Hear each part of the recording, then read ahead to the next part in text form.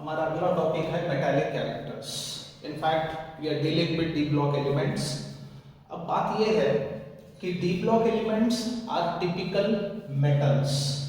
अब इसके पीछे का मूलभूत कारण यानी बेसिक रीजन ये है कि D block elements have partly filled d orbital and their ionisation enthalpy values are low.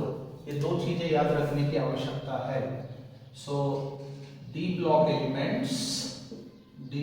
elements have partly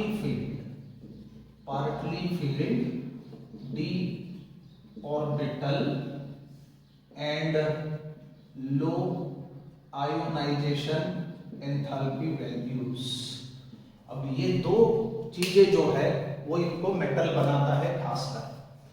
अब इस वजह से ये मेटालिक एलिमेंट्स है, they show metallic characters. So remember they show metallic characters.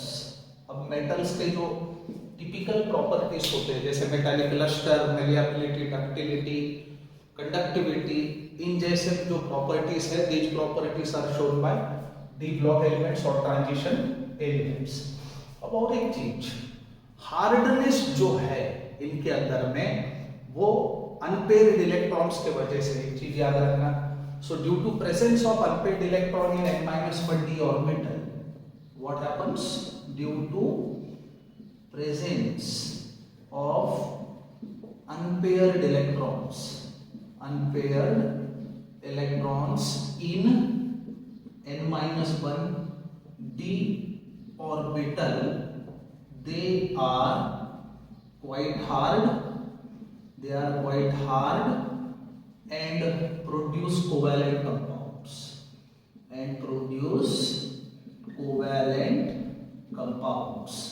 याद रखें। अब जो हायर ऑक्सीडेशन स्टेट होता है इसका ट्रांजिशन एलिमेंट्स का, उनमें नॉर्मली कोवैलेंट कैरेक्टर ज्यादा होते हैं कंपाउंड के अंदर, और लो ऑक्सीडेशन स्टेट में दे फॉर्म आयोनिक कंपाउंड्स।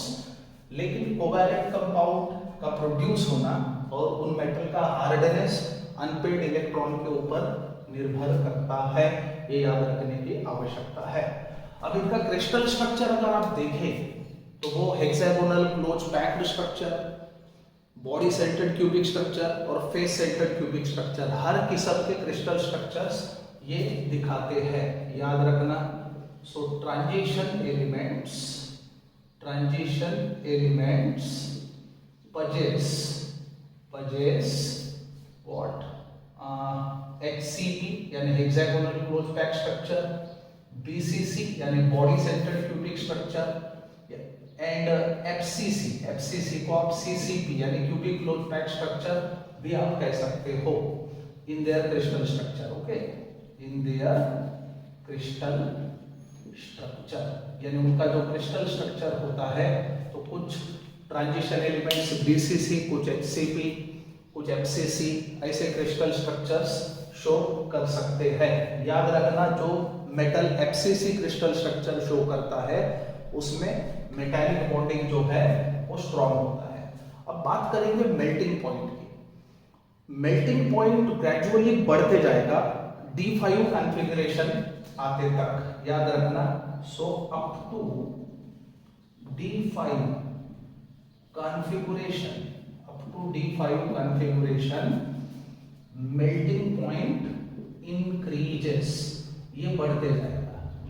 अब हमें समझना होगा कि कुछ transition metals exceptionally high melting point possess करते हैं, जैसे कि क्रोमियम के बाद मोलिब्डेनम, उसके बाद टंगस्टन शो हाई या हाईएस्ट मेल्टिंग पॉइंट। अब दूसरी ओर हमें ये भी समझना होगा मैंगनीज, टेक्नीशियम वो एनामोलस मेल्टिंग पॉइंट शो करते हैं जबकि उनके पास अनपेयर्ड इलेक्ट्रॉन खूब है, याद रखें। सो Mn and Tc show anomalous melting point. अब हमें समझना होगा जैसे जैसे एटॉमिक नंबर बढ़ते जाएगा वैसे वैसे बाद में मेल्टिंग पॉइंट जो है वो कम होते जाएगा, ये हमें समझने की आवश्यकता होगी।